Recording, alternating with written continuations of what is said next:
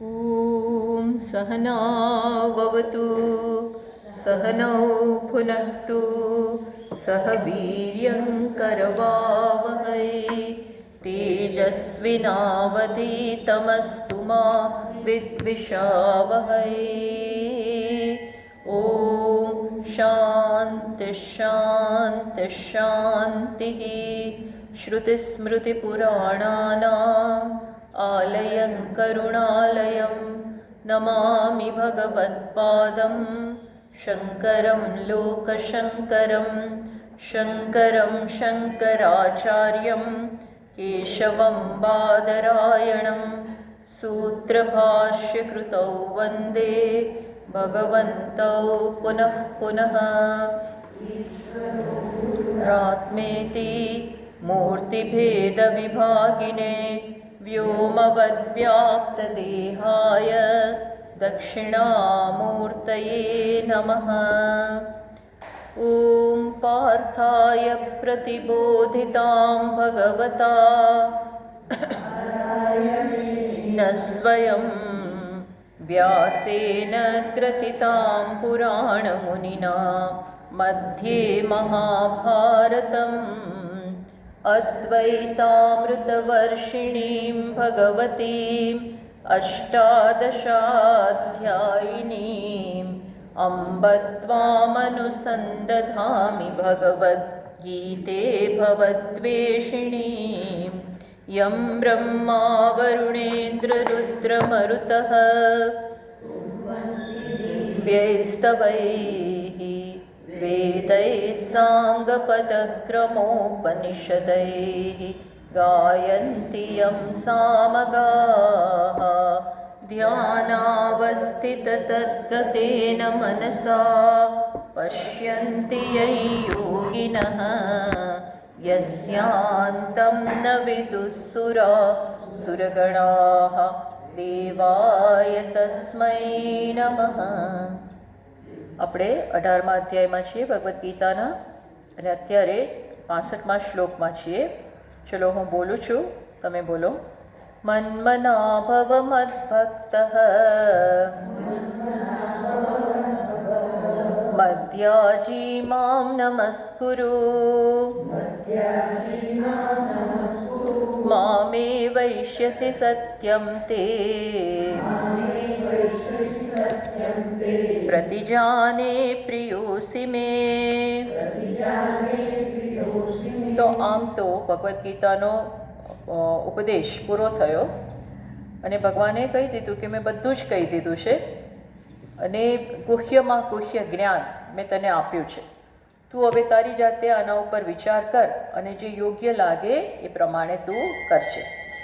પછી વળી પાછા ભગવાન કહે છે કે આ બધું કહેવાય ગયું, પછી પાછા કહે છે કે હું વળી તને એક ગુહ્ય વસ્તુ કહેવા માગું છું. સૌથી વધારે ગોપનીય જે વાત છે એ ફરી તને કહું છું. એના માટે કહો છો?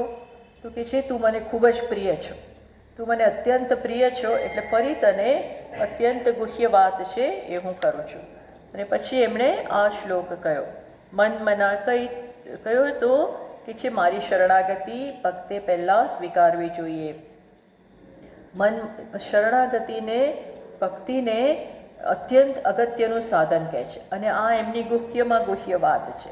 બધું કહેવાઈ ગયું પછી કે છે સિક્રેટ વાત કરે છે કે તું હંમેશા તારું મન મારામાં જ હોય, કર્મ કરતાં કરતાં જે કરતો હોય એ વખતે તારું મન મારામાં હોય, તારું અંતઃકરણ મારામાં હોય, તારું હૃદય મારામાં હોય. ભક્ત તું મારો બન, મારું પૂજન કર, મને નમસ્કાર કર. ટૂંકમાં તારા જીવનના કેન્દ્રમાં હું જ હો, આગળ પાછળ વચ્ચે હું જ હો. ભગવાનથી જીવન ભરાઈ જાય. આવું જો તું કરીશ, આ પહેલું સાધન છે. મામ એવ એષ્યસી, તું મને પ્રાપ્ત કરીશ. અને આ સત્ય છે, આ સત્ય પ્રતિજ્ઞા હું કરું છું એવું ભગવાને કહ્યું. એટલે આપણે આ ગયા વખતે જોયો આ શ્લોક. મારામાં મન મત ચિત્ત મદ ભક્ત મારો ભક્ત બન, મદ યજનશીલ જે મારે જ પૂજા હોમ પૂજન વગેરે સર્વ કરવા માટે જે જે એનો જે સ્વભાવ થઈ ગયો, શીલહ એટલે શું? એ એનો સ્વભાવ બની જાય. પછી નમસ્કાર, શરણાગતિ, તારું મસ્તક પણ મને નમાવ. મસ્તકમાં જ અહંકાર રહેલો છે, તો એ અહંકાર નમે. આમ જોઈએ તો અહંકારની કોઈ વાસ્તવિકતા જ નથી. અહંકાર તો સત્ય જ નથી. એ તો અણસમજમાંથી, ગેરસમજમાંથી ઊભી થયેલું અસ્તિત્વ છે. એ તો ભગવાન જ છે. ભગવાન સિવાય કંઈ છે નહીં, બ્રહ્મ સિવાય કંઈ છે નહીં. તો આ અહંકાર ક્યાંથી આવ્યો? અહંકાર તો આ આત્મા કે બ્રહ્મ આ ઉપાધિને પોતાની માને, ઉપાધિના જે ધર્મો છે, વિશેષતા છે, એટલા પૂરતું પોતાની જાતને એમાં જ પોતાની જાતને બાંધી દે, તાદાત્મ્ય કરે, એટલે અહંકાર. અહંકાર નામની કોઈ વાસ્તવિક તો હસ્તી છે જ નહીં. રમણ મહર્ષિજી કહે છે ને, અહમ અયમ કુતો ભવતી ચિન્વતઃ. જ્યારે તમે ખરેખર તાત્વિક દ્રષ્ટિએથી આ અહંકાર શું છે એના ઉપર વિચાર કરો ને, તો એ અહંકાર જતો રહે છે. હતો જ નહીં. પણ એ હતો નહીં એ ખબર પડે. કોઈ કાળે પણ અહંકારનું અસ્તિત્વ જ નહોતું, છે નહીં, એ ખબર પડી જાય. આ તો ઊભી કરેલી એક હસ્તી છે ભ્રમથી. અહંકાર એટલે બ્રહ્મનો સરવાળો, બ્રહ્મનો ગુણાકાર. જેમ નિર્ગુણ આત્મા નિરાકાર છે, એ આપણું સત્ય છે. નિર્ગુણ છે, નિર્વિશેષ છે, એ સત્ય છે. પણ અહંકાર શું થાય? આ એક શરીર, મન અને બુદ્ધિ એનો જે આ સંઘાત છે, એને જોઈને આત્મા એવું માને કે હું આ, એટલે અહંકાર. એટલે આ અહંકાર. એવું કરવાથી આપણે એ બની નથી જતા, પણ ભ્રમથી બની જઈએ. એટલે એને દૂર કરવાનો એક ઉપાય કયો છે? શરણાગતિ. કે ભગવાન, હું તને નમસ્કૃત થાઉં છું. નમસ્કાર એટલે શું? અહંકાર તમારા ચરણે ધરું છું. સતત ભગવાનને કહો નહીં, સતત મસ્તક પણ નમાવીએ. એટલે ભગવાનને આપણે પૂજા કરીએ ને ત્યારે નમસ્કારાન નિવેદયામિ. તમને એકાદા બે નહીં, ઘણા નમસ્કાર હું અર્પણ કરું છું. એટલે અહંકાર સતત અર્પણ કરું છું. દરેક વખતે નમસ્કાર કરીએ અને નમસ્કારનો અર્થ જો જાણીએ, સમજીએ, તો અહંકારનું મિથ્યાત્વ દેખાય. એ આપણે વારંવાર કરતા રહીએ, સમજીને કરીએ તો ખ્યાલ આવે, હું તો આ છું જ નહીં, હું તો ભગવાન સાથે એક છું, ભગવાન જ મારું સત્ય છે, એવી ખબર પડતી જાય. એટલે એના માટે પહેલાં કરો તો મગજમાં નમ્રતા આવે. નહીં તો નમ્રતા નથી આવતી. આપણે આપણું ચલાવ્યા જ કરીએ, દરેક વસ્તુમાં આપણી જાતને આગળ ધરીએ, ભગવાનને ભૂલી જઈએ, સત્યને ભૂલી જઈએ. તો ભગવાન કહે છે, માટે તું મને નમસ્કાર કર. તો આ બધાથી શું થશે? તે તવ મામ એવ એષ્યસી આગમિષ્યસી. એષ્યસી એટલે તું આવશે, આગમિષ્યસી. બસ. તો ભાઈ તમારો શું ભરોસો? તમે તો આવું બધું કહી દો છો. કોઈના મનમાં પ્રશ્ન થાય ને, અર્જુનના મનમાંથી તમે તો ઘણું બધું કહો અને ફરી જાઓ. કૃષ્ણ ભગવાનની તો એવી એક રહી છે, બધું સારા માટે, પણ એમણે આ કર્યું છે. તો કહે છે ના, કારણ કે ભીષ્મ પિતામાં હમણાં યુદ્ધ શરૂ થશે અને ભગવાને આમ તો યુદ્ધ પહેલાં અર્જુનને કહી દીધું હતું કે હું એકેય શસ્ત્ર નહીં લઉં, હું તો માત્ર બેસીશ, હું તારો રથ ચલાવીશ, હું શસ્ત્ર નથી ઉપાડવાનું. આ બધું કહેલું હોવા છતાં ભીષ્મ પિતામહે પ્રતિજ્ઞા કરી. શું પ્રતિજ્ઞા કરી હતી? હું તમને શસ્ત્ર પકડાવીને રહીશ, હું તમને શસ્ત્ર પકડાવીને રહીશ. પછી એક દિવસ ભીષ્મ પિતામહે પાંડવોની સેનામાં, ભીષ્મ પિતાની સ્થિતિ કપોળી થઈ ગઈ. દુર્યોધન એમને બહુ સંભળાવ્યા કરે કે તમે બરોબર મન મૂકીને લડતા નથી, તમને પાંડવો પ્રત્યે પક્ષપાત છે એટલે તમે બરાબર લડતા જ નથી, એવું એમને સંભળાવ્યા કરે. એટલે એક દિવસ આખો દિવસ તમને કોઈ આવું કયા કરે, કચકચ કરે તો બધું ન ગમે. એટલે પછી એક દિવસ ભીષ્મ પિતામાં એવો કાળો ખેર વર્તાવ્યો પાંડવોની સેનાઓ પર. એટલે ભગવાનને થયું કે હવે કયા. પછી ભગવાન તો આ બધું સહન ના કરી શકે અને અર્જુન ઉપર પણ એમણે બાણ મારવાનું ને બધું શરૂ કર્યું ભીષ્મ પિતામહે. એટલે પછી ભગવાનને છે ને પોતાને કોઈ કંઈ કરે તો બહુ વિરોધ નથી કરતા, બહુ નહીં, કંઈ વિરોધ ના કરે. પણ પોતાના ભક્તને, પોતાની જે શરણાગત થયા છે એમને તમે ટચ કરો, એમને હાનિ પહોંચાડો તો ભગવાનનું લોહી ઉકળે. કારણ કે એની પાછળ એ શું છે તમે મને કહો? પ્રેમ. આપણા દીકરાને કોઈ કંઈક કરે નાનો હોય ત્યારે કે મોટો થાય પછી, તો આપોઆપ આપણે બધું છોડીને પહેલાં એને પ્રોટેક્ટ કરવા માટે, બચાવવા માટે, જેને આપણું માનતા હોય બધા માટે. સામાન્ય રીતે કુટુંબની વ્યક્તિઓને, પતિને, પુત્રને, પિતાને, પત્નીને એને કંઈ થાય તો કહે ને, જો અમારા છોકરાઓને એને પત્નીને કંઈ નહીં કહેવાનો, જે કહેવું એ મને કહો. આ બધું હોય એમ ભગવાનની એ વાત છે. એ પ્રેમી છે, બહુ મોટા પ્રેમી છે.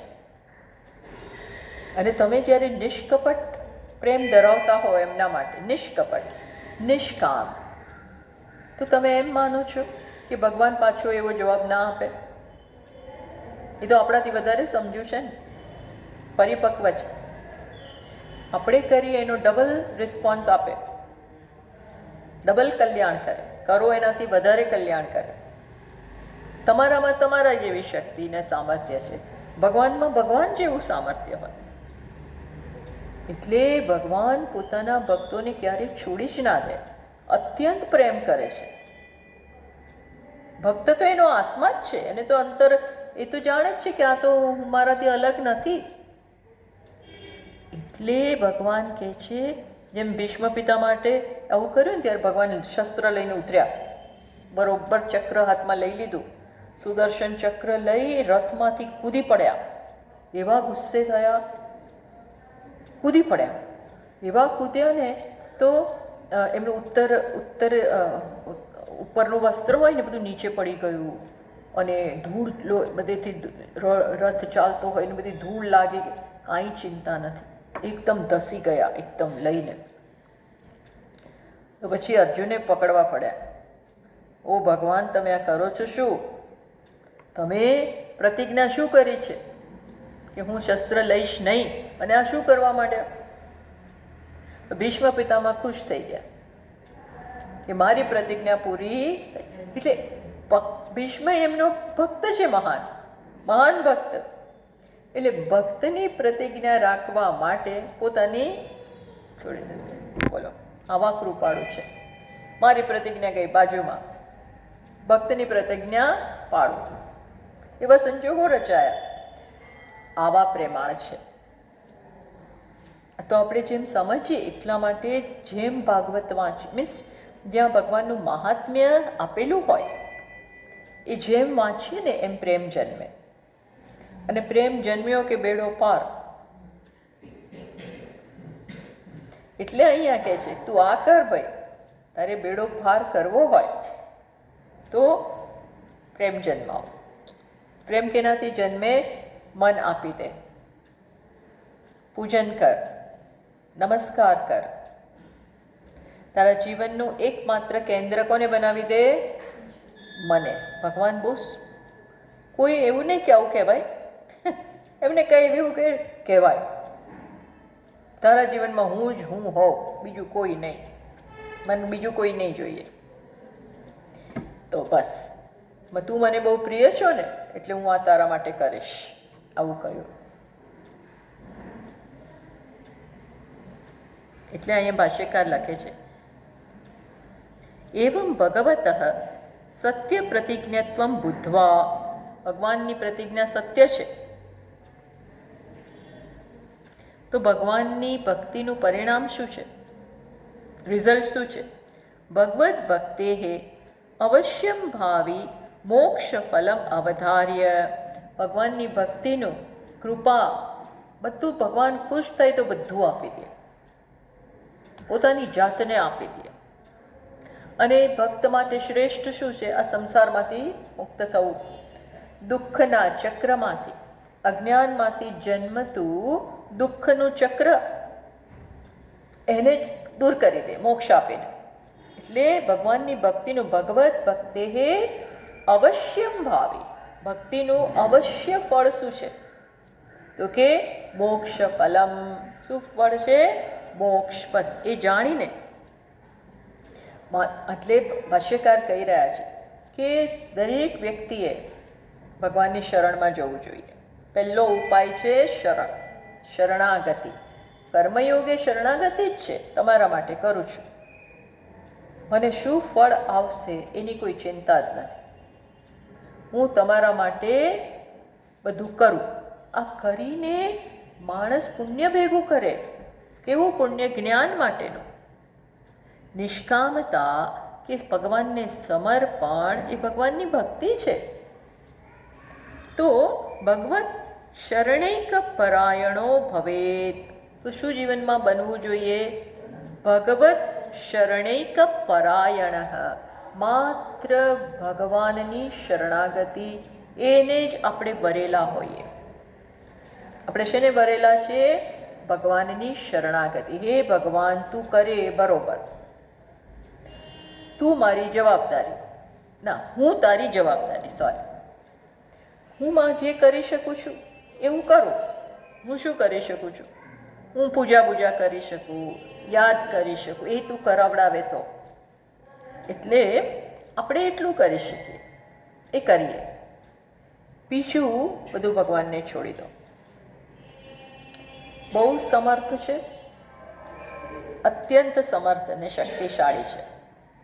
એટલે જો આવો વિશ્વાસ, શરણાગતિ વિશ્વાસ માગે. શરણાગતિ શું માગે? આપણે કોઈને શરણ ક્યારે થઈએ? જ્યારે એના ઉપર વિશ્વાસ હોય કે ભાઈ સંભાળશે.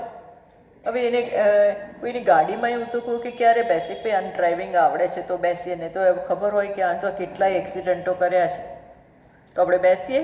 ભાઈ તારામ નથી આવું, હું રિક્ષામાં જઈશ પણ તારી કારમાં નહીં બેસું.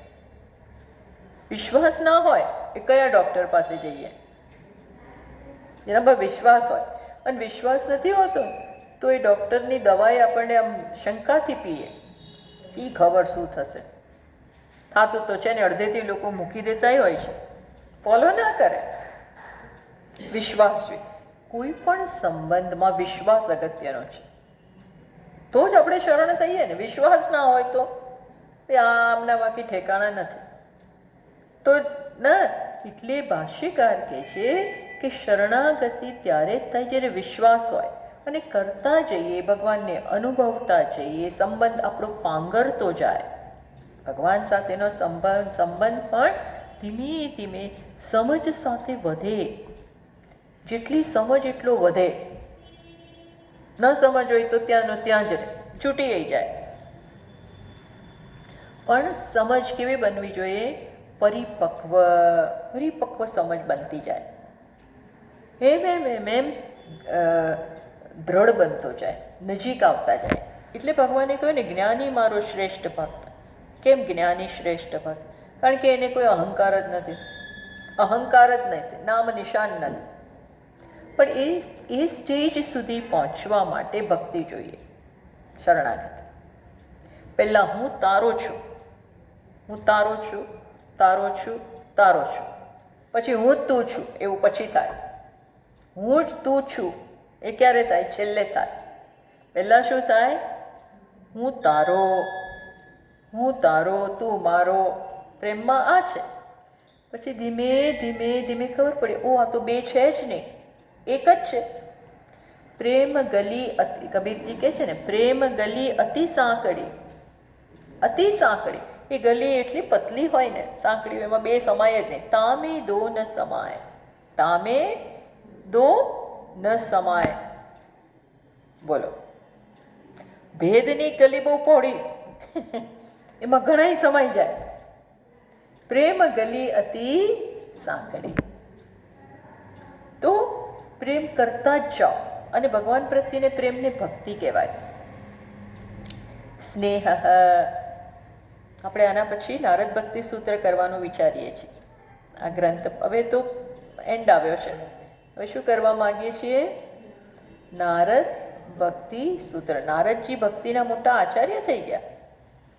જેમ શંકરાચાર્યજી વેદાંતના આચાર્ય, એમ નારદજી કોના આચાર્ય ગણાય છે?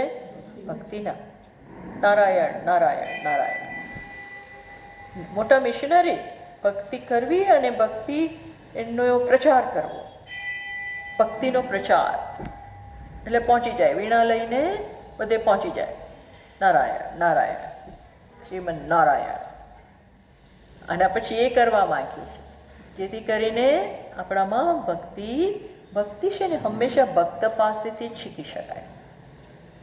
ભક્તિ ભક્ત પાસેથી શીખાય, એનું અનુકરણ કરીને શીખાય, એના ભાવને વાંચીને શીખાય. તો નારદજીએ સૂત્રો લખેલા છે. એના સૂત્રો લખ્યા છે? ભક્તિના સૂત્રો. શાંડિલ્ય ઋષિએ પણ લખેલા છે. તો આપણે આના પછી એ કરવાના છે, શરણાગતિનો પાઠ. તો આ કહ્યું. પછી આગળ કહે છે,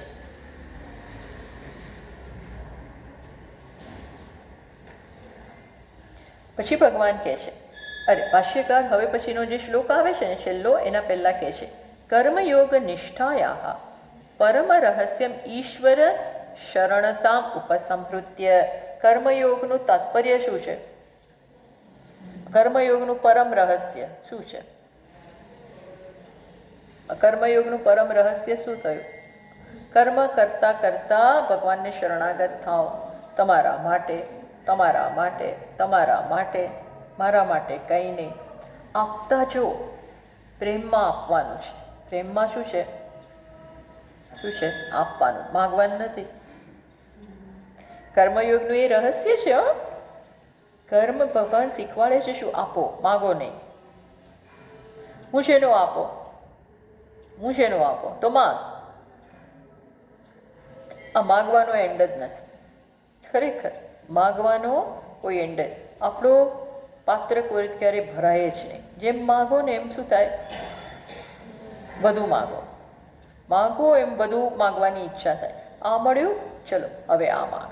હવે આ મળ્યું, પછી આ મળ્યું, પછી આ. જ્યારે એનો એન્ડ કેવી રીતે લાવવાનો? કંઈ જોઈતું જ નથી.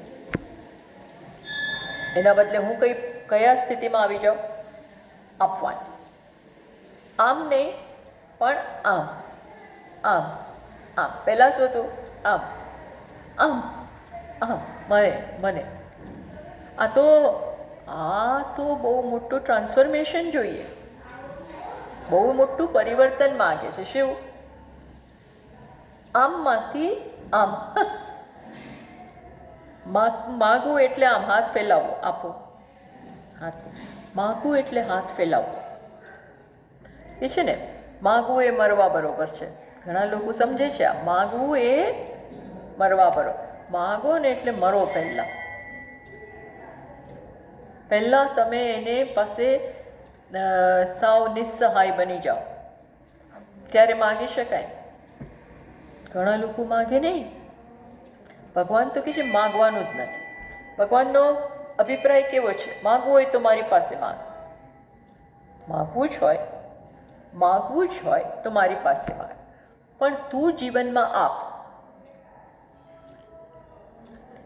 આખી વસ્તુ કર્મયોગમાં આખી વસ્તુ બદલાવવી પડે. શું બદલાવવી પડે?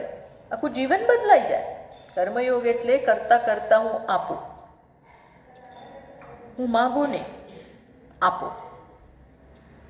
અને આપવાથી જ તારી અંદર જે ભરેલું છે એ બહાર નીકળશે.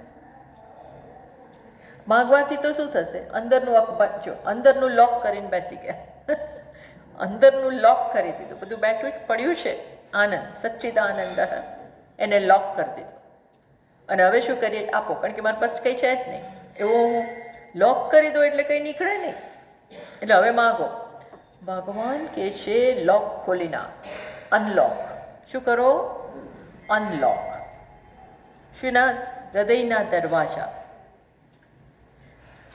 પ્રેમ જે વિપુલ માત્રામાં છે એને ખોલી નાખો. કેવી રીતે? આપવા દ્વારા. તો એ કર્મયોગનું રહસ્ય ભણાવ્યું ભગવાન. પરમરસ ઈશ્વર શરણતામ ઉપસંહૃત્ય. હવે એ પૂરું કરે છે. અથ ઇદાનીમ, હવે શું? કર્મયોગ નિષ્ઠા ફલમ. હવે આ આખી જિંદગી કર્યું. શું કર્યું આખી જિંદગી? કે આ જ્યારથી જાગ્યા ત્યારથી. ન જાગ્યા હોય તો જાગી જઈએ, ન જાગ્યા હોય તો શેના પ્રત્યે જાગી જઈએ? આમ નહીં, પણ આમ આમ આમ આમ, એમાં જાગી જાઓ. તો એનું ફળ શું મળશે? એનું ફળ શું? સમ્યક દર્શનમ. એનું ફળ શું? સમ્યક દર્શન. જે સાચું દર્શન છે જીવનનું, જેનાથી વધીને કાંઈ નથી. શું? અહમ બ્રહ્માસ્મિ, તત્વમસી. બસ. અને એ સમ્યક દર્શન ક્યાં રહેલું છે? સર્વ વેદાંત વિહિતમ. વેદાંત એનું જ વિધાન કરે છે. શેનું વિધાન કરે છે? તત્વમસી. કર્મયોગ પછી તરત જ સ્ટેપ કયું છે? કર્મયોગના પરિણામે મહાવાક્ય સમજવા માટે તૈયાર થઈ ગયા. અને મહાવાક્ય એટલે હું બ્રહ્મ છું એ હવે સમજી શકશો. તો હવે એ છેલ્લે ભગવાન કહે છે. પહેલાં શું કહી દીધું? 65મા શ્લોકમાં શેની વાત કરી? વળી પાછા કર્મયોગની વાત કરી, ભક્તિની વાત કરી. કયા શ્લોકમાં? 65માં. છેલ્લે પાછું કહી દીધું ને, ભક્તિ પોતાની વાત કરી. હવે એના પરિણામે શું પ્રાપ્ત થાય? જ્ઞાન, સમ્યક દર્શન. એની વાત હવે 66મા શ્લોકમાં કરે છે. ખૂબ જ પ્રખ્યાત શ્લોક છે. જો સર્વધર્માન પરિત્યજ્ય મામેકં શરણં વ્રજ અહં ત્વા સર્વ પાપેભ્યઃ મોક્ષયિષ્યામિ મા શુચઃ. ભગવાન કહે છે બધું છોડીને મારી પાસે આવી જાઓ. બધા કર્મ બધું છોડે. હવે પતી ગયું. બધા કર્મ, બધા જીવનના બધું રજળપાટ, બધું જેની પાછળ તમે પડ્યા છો બધું છોડી, ધર્મય છોડો, બધું છોડો. માત્ર મારી શરણાગતિ લઈ લે. વ્રજમાં એકમ શરણમ વ્રજ. તું માત્ર મારું એકનું શરણ લે. એટલે અહીંયા એનો અર્થ શું થશે? જ્ઞાન. શેનું શરણ લે? હવે તું જ્ઞાનનું શરણ લે. તો એનું શરણ લઈશ તો બધા પાપમાંથી મુક્ત થઈ જઈશ. અહંકાર એટલે પાપ. પાપ ઇન ધ સેન્સ ગ્રંથિ, અજ્ઞાન. બધા પાપ જન્મે ક્યાંથી? અજ્ઞાનમાંથી છે. અજ્ઞાન જ પાપનું મૂળ કારણ. પાપનું મૂળ કારણ, ઉદ્ભવ સ્થાન શું? અજ્ઞાન. હું બ્રહ્મ છું એ ન જાણીએ એટલે માગવાનું શરૂ થાય. માગવાનું શરૂ ક્યાંથી થાય? મને કહો. હું પૂર્ણ છું એનું જ્ઞાન ન હોવું, એની અનુભૂતિ ન હોવી.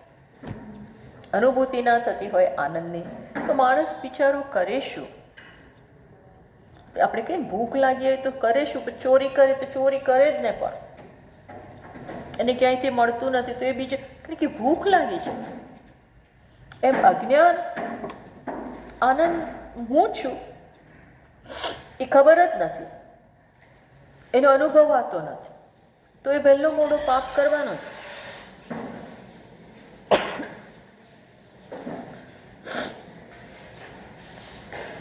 બસ હું તને બધા પાપમાંથી મુક્ત કરાવીશ. શોક ના કર. શોક મારાથી આમ થઈ જશે ને મારું આ થઈ જશે, હું પાપ કરી બેસીશ, હત્યા કરીને સ્વજનોની, આવા બધા ડર છે ને, શોક જન્મ્યો. અર્જુનને શોકનો શરૂઆત તો ત્યાંથી જ થઈ ને.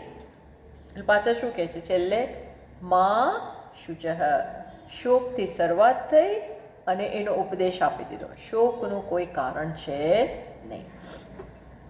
સર્વધર્માન, સર્વે ચ તે ધર્માઃ, સર્વધર્માઃ, બધા જ ધર્મ. એટલે ધર્મ એટલે અધર્મ સમજી લેવાનો. હ, આપણે અધર્મમાંથી મુક્ત થવા માટે ધર્મનો આશરો લઈએ, પણ ધર્મમાં અહંકાર તો છે હજી. હું કરનારો, મેં આ કર્યું, મેં આ સાંભળ્યું, મેં આટલું કર્યું, આમાં પુણ્ય બી મેં કર્યું, હું પુણ્યશાળી આત્મા. ઘણા લોકોને એનો બહુ અભિમાન હોય છે, હું બહુ પુણ્યશાળી, અમે આવું ના કરીએ, અમે બહુ ચોખ્ખા, અમે બહુ આમ, અમે બહુ તેમ. પણ એ બધા પાછળ હું તો રહી ગયો ને. તાર આત્માને તો પુણ્યની જરૂર નથી. એટલે ભગવાન કહે છે હવે એ છેલ્લે છોડ, આ અહમ છોડતું. નૈષ્કર્મ્યસ્ય વિવક્ષિતત્વાत्, કારણ કે છેલ્લે તો આત્મા કંઈ કરતો નથી, એ જ સમજવાનું છે. કર્તૃત્વ હું જાળવી રાખું એક બાજુ, અને બીજી બાજુ હું અકર્તા છું એવું જ્ઞાને થઈ જાય અશક્ય. કરતા પણ જાળવી રાખું, અને બીજી બાજુ શું જાણવા માગું છું, આત્મા અકર્તા છે. શક્ય નથી સાથે. એટલે ધીમે ધીમે કર્તૃત્વના મૂળમાં અજ્ઞાન રહેલું છે. કરનારો, ભોગવનારો એ છોડ.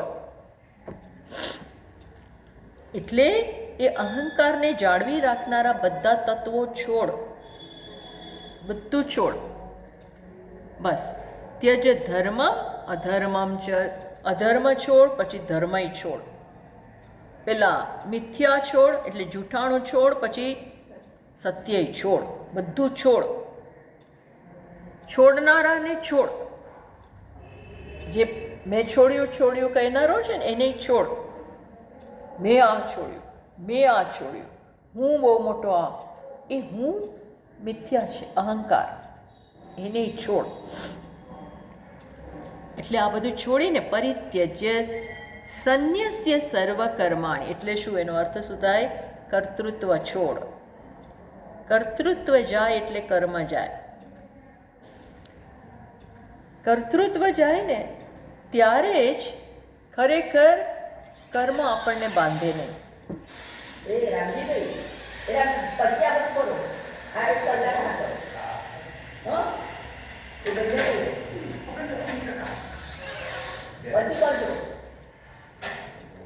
હા, સંન્યસ્ય સર્વ કર્માણી, બધા કર્મોને છોડો.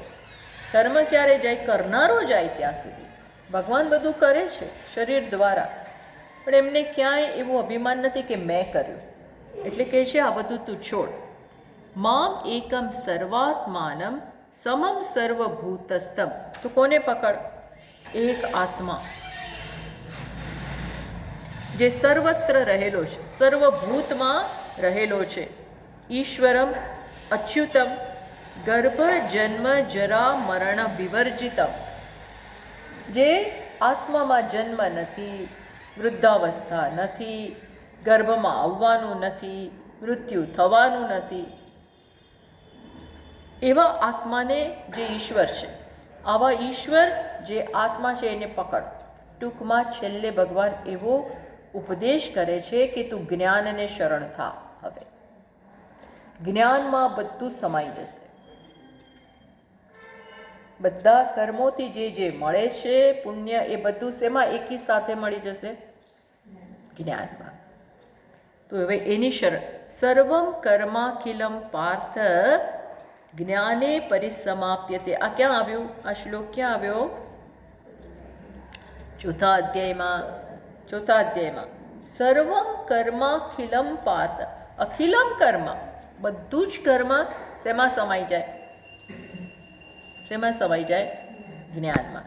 જેમ તમે ઢગલાબાજી રમતા હો અને આપણે સત્તા ઉપર સત્તો આવી ગયો તો શું થાય? બધા પાના આપણે લઈ લઈએ. એમ જ્ઞાન અહમ બ્રહ્માસ્મિ. નાના નાના ફળથી જે મળતું હતું એ શેમાં મળી ગયું? બધું આવી ગયું. શેમાં? હું બ્રહ્મ. કારણ કે બ્રહ્મ બધું જ છે. શું બાકી રહ્યું? પેલા એક સંપત્તિ લેવા જાઓ, પછી એક દેશ લેવા જાઓ, પછી બીજો દેશ લેવા જાઓ. આવું કરતાં કરતાં એના બદલે હું બધું, એવું જ્ઞાન, એમાં બધું આવી ગયું. એટલે ભગવાન કહે છે તું મારા શરણમાં આવ, મારા એકલાના શરણમાં આવ. કારણ કે શરણમ વ્રજ ન મત્ત અન્યત અસ્તિ, મારા સિવાય કાંઈ નથી. તું હું છું એવું તું જાણ. અને આનેથી શું થશે? અહંત્વા ત્વામ એવ નિશ્ચિત બુદ્ધિમ, હું તને જરૂર છોડાવીશ. સર્વ પાપેભ્ય, બધા પાપથી. ચિંતા ના કર, ભગવાન પાપથી છોડાવે. ભગવાન જો ઈચ્છે તો બધા પાપ બળી જાય. જેના ઉપર ભગવાનની કૃપા થાય એને શું જરૂર? એની ચિંતા જ નથી. જેમ હનુમાનજીએ કહ્યું ને, જેના ઉપર તમારી ભગવાને એને બહુ વખાણ કર્યા કે તે આટલું કર્યું, તો સીતાજીને સંદેશો લઈ આવ્યો, એની શોધ કરી, તારા સિવાય કોણ આ બધું કરી શકે? ભગવાન એવા વખાણ કરે છે હનુમાનને. એટલે હનુમાનજીને કહે છે તમે બોલો નહીં કાંઈ, તમે કાંઈ ના બોલતા. કેમ? જેના ઉપર તમારી અનુકૂળતા હોય, જેના ઉપર તમારો અનુગ્રહ, જા પર તુમ અનુકૂળ. હનુમાનજી શું કહે છે? જો ભક્ત આ જાણે, જેને આ ભક્તિ ના હોય ને એ આ સ્ટેપ ભૂલી જાય. હનુમાનજી બોલે જા પર તુમ અનુકૂળ. એના માટે શું અસંભવ છે? ભગવાન જે મુખ્ય શક્તિ ધરાવે છે, સત્તા ધરાવે છે, એનાથી જ તો બધું થાય છે. જગતમાં પવન વાતો હોય, નદી વહેતી હોય, કોની શક્તિથી? આપણી ઇન્દ્રિયો ચાલે છે કોની શક્તિથી? આ જગતનો કારભાર ચાલે છે કોની શક્તિથી?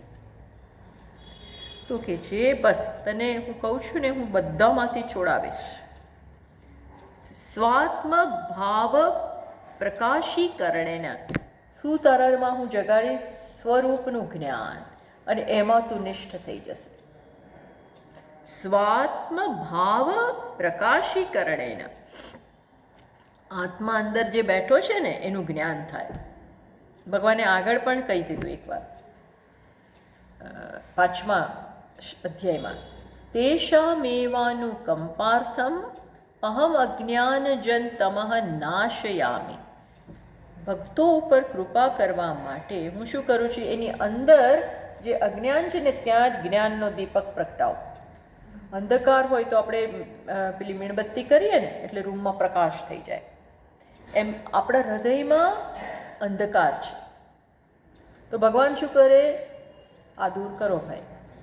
આપણી શરણાગતિથી પ્રસન્ન થયા. ભગવાનની પ્રસન્નતામાં બધું આવી જાય. શેની પ્રસન્ન? એમને પ્રસન્ન કરો તો શું થાય? શું અશક્ય છે? કશું અશક્ય નથી. એટલે ભગવાન શું કરે છે ભક્તો માટે? એના હૃદયમાં રહેલા અંધકારને ત્યાં દીપક પ્રગટાવે. અહમ અજ્ઞાનજમ તમઃ નાશયામિ. ત્યાં જ અજ્ઞાનનો અંધકાર દીપક પ્રગટાવીને હું દૂર કરું છું. એટલે એને ખ્યાલ આવે કે હું જ આત્મા છું. આ ભગવાનની કૃપા જોઈએ. અજ્ઞાન એમને નથી જતું. તો માટે ઇતિ, એ જ અહીંયા ભાષ્યકારે પણ કોટ કર્યું, નાશયામ્યાત્મ આત્મભાવસ્થ જ્ઞાનદીપેન ભાસ્વતા. જ્ઞાનના પ્રકાશમાં તું જોઈ શકીશ કે હું આત્મા છું. એ દીવો મેં પ્રગટાવ્યો. ભગવાન દીવો પ્રગટાવે તો થાય. એટલે આપણે આખી જિંદગી દીવો પ્રગટાવવાનો, તો પછી એ છેલ્લે પ્રગટાવે. છેલ્લે મીન્સ જ્યારે જરૂર થાય ત્યારે પ્રગટાવી દે. માટે તો હવે ચિંતા ના કર. ચિત્ત તું ચિંતા સિદ્ધને કરે. ભજન છે ને, ચિત્ત તું ચિંતા સિદ્ધને કરે.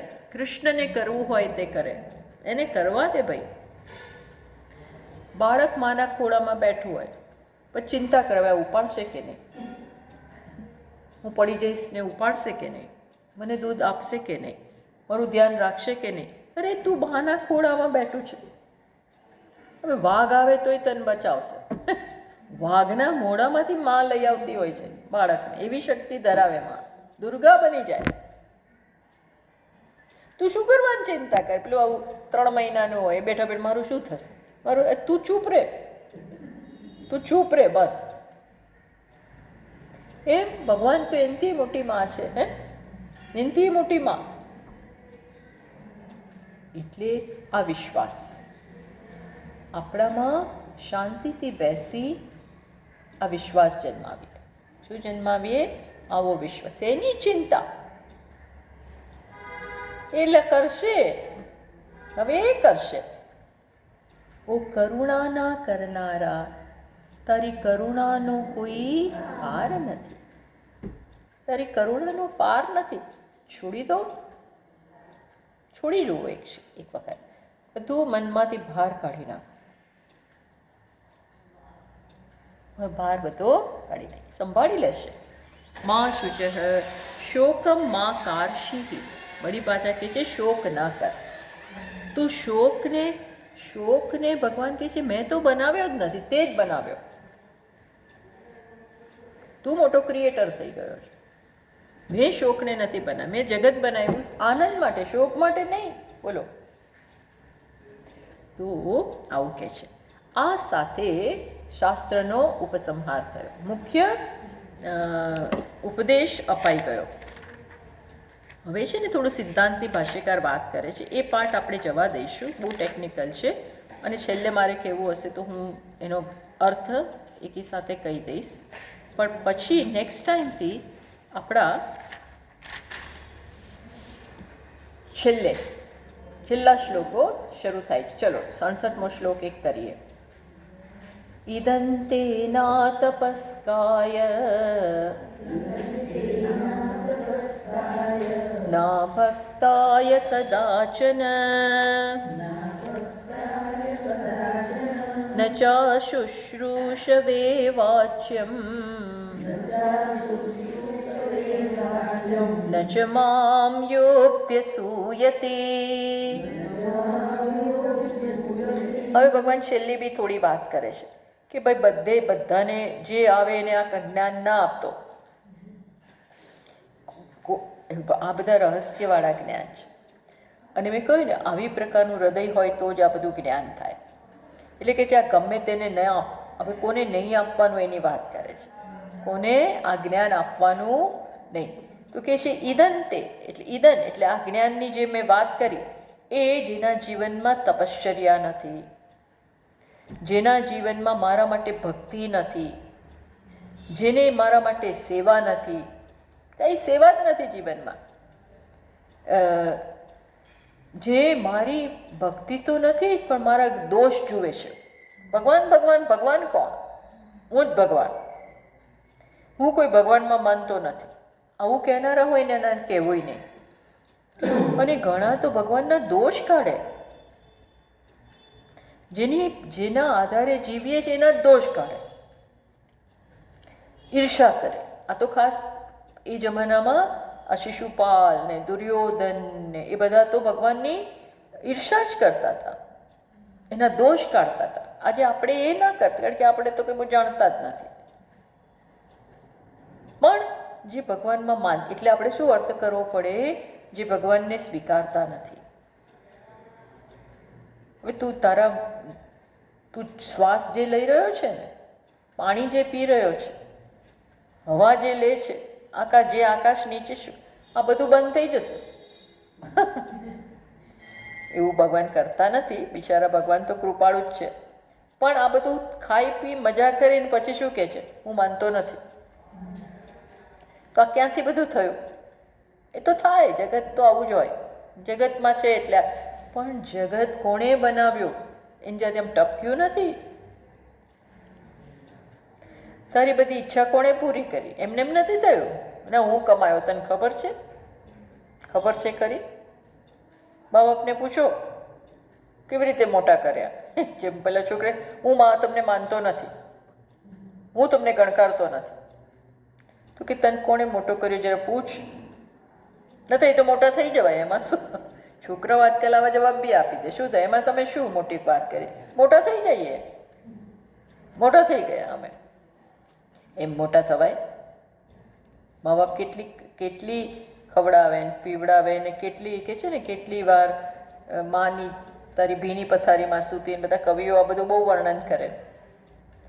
ત્યારે તું મોટો થયો ત્યારે મોટો થયો, એમને મોટો નથી થયો. પણ જ્યાં ગુણ નથી ને ત્યાં આવા દોષ દેખાય. જેના હૃદયમાં ગુણ જોવાની શક્તિ નથી ને એ આવા વાંકા કાઢે, વાંકા જ કાઢે.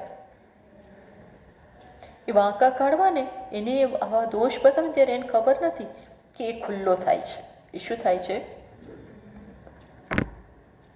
તો ભગવાન કહે છે એવાને આ કહેવું નહીં, એને આ ગીતાનો ઉપદેશ આપવો નહીં. આપે તો ઉડાડી દેશે.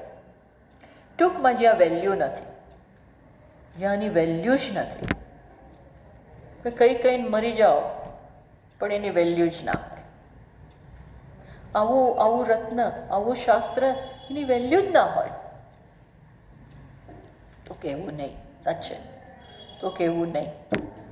હા, આને આપણે આવતા વખતે વધારે વાત કરીએ છીએ. ઓમ પૂર્ણમતઃ પૂર્ણમિદં પૂર્ણાત પૂર્ણમુદચ્યતે પૂર્ણસ્ય પૂર્ણમાદાય પૂર્ણમેવાવશિષ્યતે. ઓમ શાંતિ શાંતિ શાંતિ.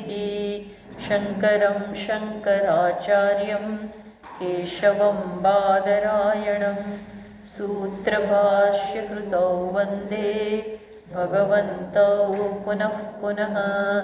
ઈશ્વરો ગુરુરાત્મેતિ મૂર્તિભેદવિભાગિને વ્યોમવદ્વ્યાપ્તદેહાય દક્ષિણામૂર્તયે નમઃ. ઓમ શાંતિ શાંતિ શાંતિ. હરિ ઓમ. શ્રી ગુરુભ્યો નમઃ. હરિ ઓમ.